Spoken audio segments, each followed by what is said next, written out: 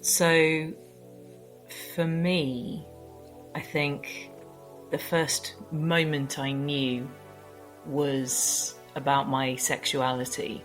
And I was 26. And I discovered a word that I had not discovered before.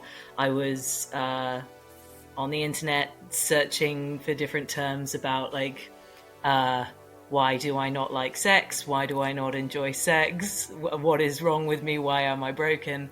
And I hit upon a forum that said, well, a lot of these things would fit under the asexual umbrella. And I had never heard this term before.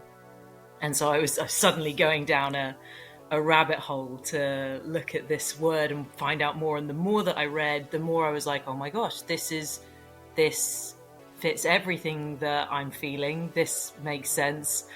Oh no.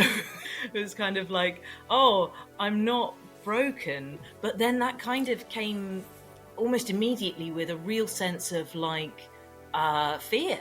Because for me at that point, I was in a long-term relationship with somebody that I loved really deeply. And I'd always been kind of working on this understanding that it's like, okay, like I do love them. I'm just a broken person. And all I have to do is find out how to fix myself and then everything will be okay. And so suddenly it was like, oh no, like there was that joy of like, oh, this is actually a thing. I'm not broken. And then it was like, oh no, I'm not broken. Like, this is what it is. And so that was like, oh, what's going to happen with the relationship? What's going to happen with my life now? And so that was like this really intense emotional moment. And as it was, like, I went and talked to my partner about it and said, look at all these things. I have found this thing online and I think it's me, and oh God, like, what do we do? And my partner was like, I am so glad. I am so glad that you have found this term that describes you. Like, I love you.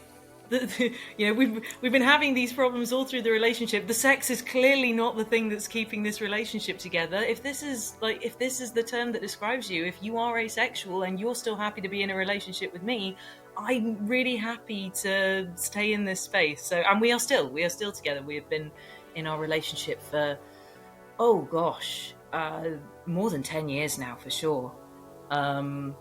Yeah. So, that was the moment that I knew in terms of sexuality. And then I think that kind of led into further explorations.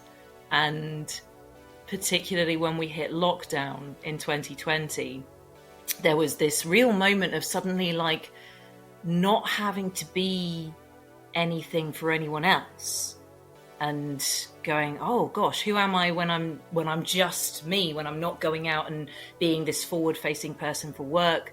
And what I found was that because I couldn't get my hair cut, my hair was growing longer and longer and longer, and I was getting more and more weirded out by it. And and I was at this point very much within kind of the queer community online, so I was aware of like transness as an identity, but I was like, that can't be me. That's definitely not me. I mean, I just think that like everybody who's raised as a girl kind of hates it secretly and would always have like wanted to be a boy, and that's just a universal experience, right? And suddenly it was like just stuck at home with my own thoughts, and it must have been in 2020, so I would have been 30 at that point, 31. And there was a particular comment that came up on social media, which was, if you think you're not allowed to call yourself trans because you think you'd be ugly in the gender you'd like to be, congratulations, you're actually trans. And I was like, oh no, that's too much in my head. Like, because it had always been like, oh well, no, I would do very badly as a boy, as wonderful as it would be. Like, that would just not work out. And so that kind of began to haunt my mind a bit. And then I watched the documentary that came out on Netflix, which was called Disclosure, which was about the representation of trans identity in Hollywood. And watching that, I came out the other side of that and I went, I don't think that I can be excusing this and begging this off anymore. I think actually maybe trans is the right understanding for this weirdness that I have about my assigned gender.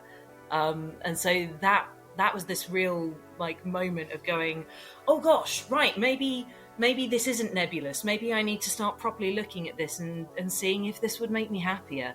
And that began, and I'm really glad actually in a lot of ways that it happened in lockdown, because it meant that I didn't have to worry about what other people were thinking. And so I was able to try stuff out, and I was able to try wearing different things, and I cut my own hair, which I don't recommend.